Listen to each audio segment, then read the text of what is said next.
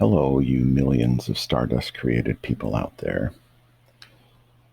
I'm glad you're back on my journey. We are on to part number 2 of The Little Mermaid. And let's get started where I left off. He was unaware that she had saved him.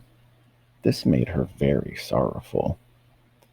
And when he was led away into the great building, she dove down into the water and returned to her father's castle. She had always been silent and thoughtful, and now she was more so than ever. Her sisters asked her what she had seen during her first visit to the surface of the water, but she told them nothing. Many an evening and morning did she rise to the place where she had left the prince. She saw the fruits in the gardens ripen and watched them gathered.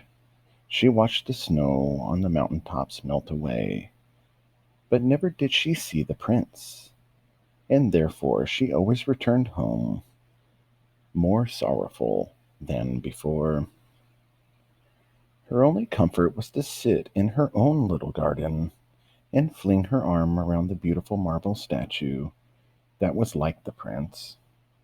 She gave up tending her flowers, and they grew in wild confusion over the paths, so that the whole place became dark and gloomy.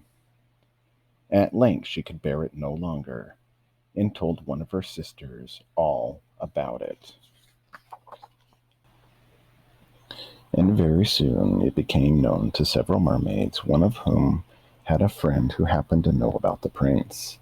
This mermaid had also seen the festival on board the ship, and she told them where the prince came from and where his palace stood. "Come, little sister," said the other princesses. Then they entwined their arms and rose together to the surface of the water, near the spot where the prince's palace stood. It was built of bright yellow, shiny stone and had long flights of marble steps, one of which reached quite down to the sea. Through the clear crystal of the lofty windows could be seen noble rooms with costly silk curtains and hangings of tapestries and walls covered with beautiful paintings. Now that the little mermaid knew where the prince lived, she spent many an evening, many a night in the water near the palace. She swam much nearer to the shore than any of the others had ventured, and once she went up to the narrow channel under the marble balcony, which threw a broad shadow on the water. Here she sat and watched the young prince, who thought himself alone in the bright moonlight. She often saw him in the evenings, sailing in a beautiful boat on which music sounded and flags waved. She peeped out from among the green rushes, and if the wind caught her long silvery white veil, those who saw it believed it to be a swan spreading out its wings. Many a night, too, when the fishermen set their nets by the light of their torches, she heard them relate many good things about the young prince, and this made her glad that she had saved his life when he was tossed about half dead on the waves. But he knew nothing of all of this and could not even dream of her. She grew more and more to like the human beings and wished more and more to be able to wander about those whose world seemed to be so much larger than her own. There was so much that she wished to know, but her sisters were unable to answer all her questions. She went to her grandmother, who knew all about the lands above the sea. "If human beings are not drowned," asked the little mermaid, "can they live forever? Do they never die, as we do here in the sea?" "No," replied the old lady. "They must also die, and their term of life is even shorter than ours.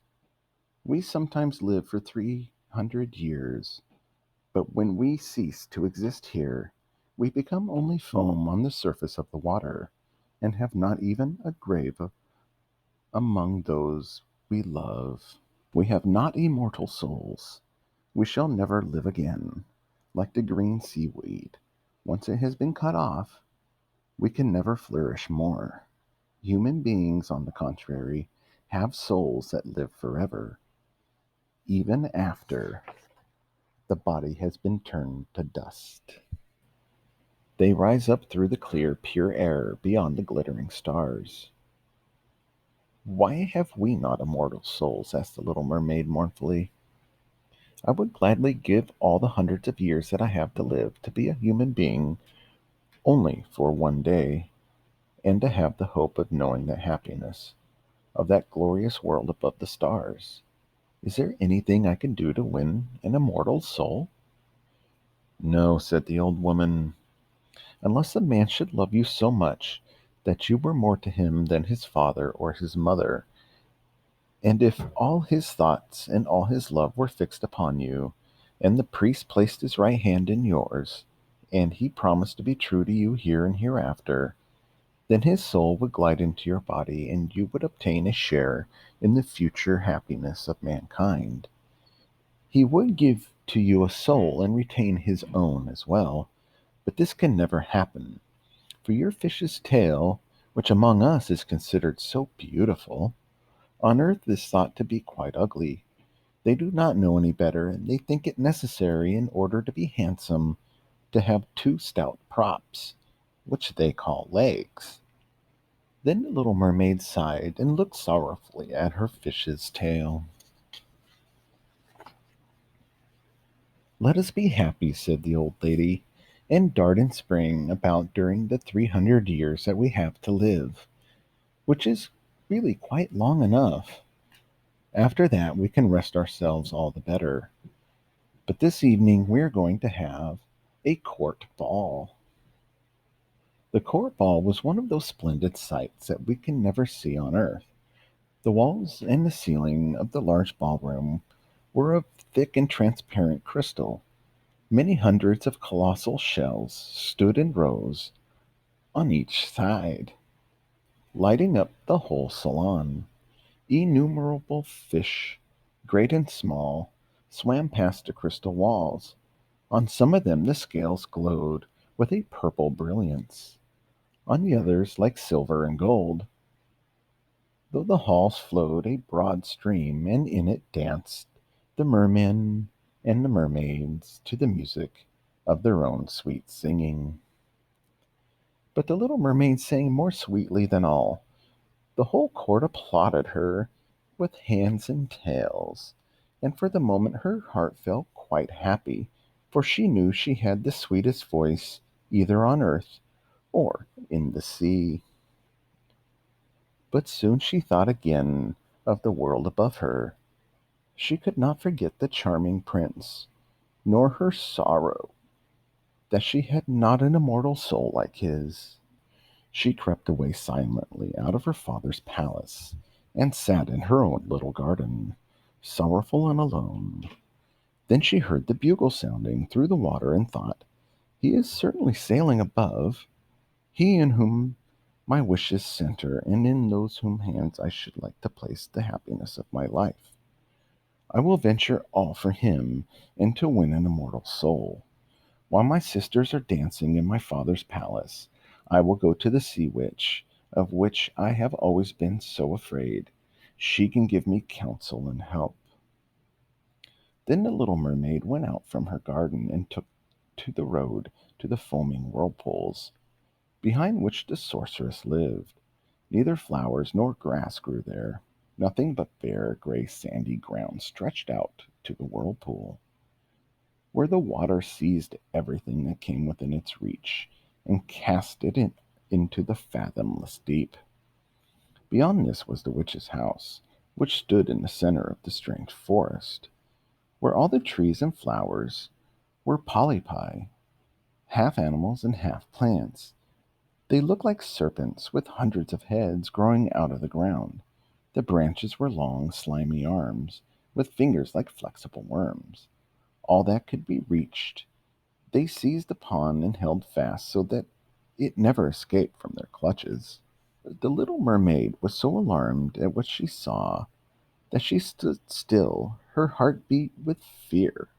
She came very near turning back, but she thought of the prince and of the human soul for which she longed, and her courage returned.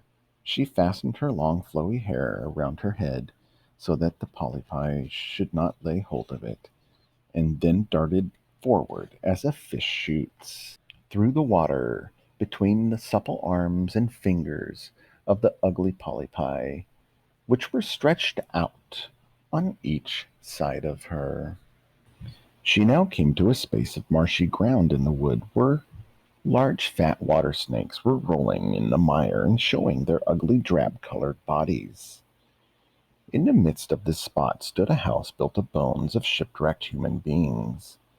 There sat the sea witch feeding a toad.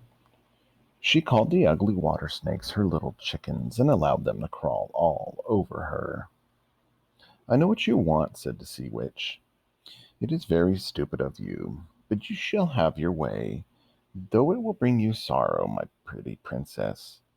You want to get rid of your fish's tail and to have two supports instead, like human beings on earth, so that the young prince may fall in love with you and you may have an immortal soul.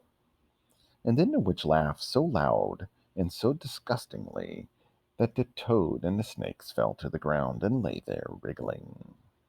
You are just in time, said the witch, for after sunrise tomorrow I should not be able to help you until the end of another year. I will prepare a potion for you. You must swim to land with it tomorrow before sunrise. Seat yourself there and drink it. Your tail will then disappear and shrink up into what men call legs. You will feel great pain, as if a sword were passing through you, but all who see you will say that you are the prettiest little human being they ever saw. You will still have the same floating gracefulness of movement, and no dancer will ever tread so lightly. Every step you take, however, will be as if you were treading upon sharp knives. If you will bear all of this, I will help you. Yes, I will, said the little princess in a trembling voice, as she thought of the prince and the immortal soul. But think again, said the witch, for when your shape has become like a human being, you can no more be a mermaid. You will never return through the water to your sisters or to your father's palace again. And if you do not win the love of the prince, then you will never have an immortal soul. The first morning after he marries another, your heart will break and you will become foam on the crest of the waves. And that concludes the story for tonight. Part 2 of The Little Mermaid. Part 3 is coming out very soon. I want you all to have a good night. And don't let the bed bugs bite.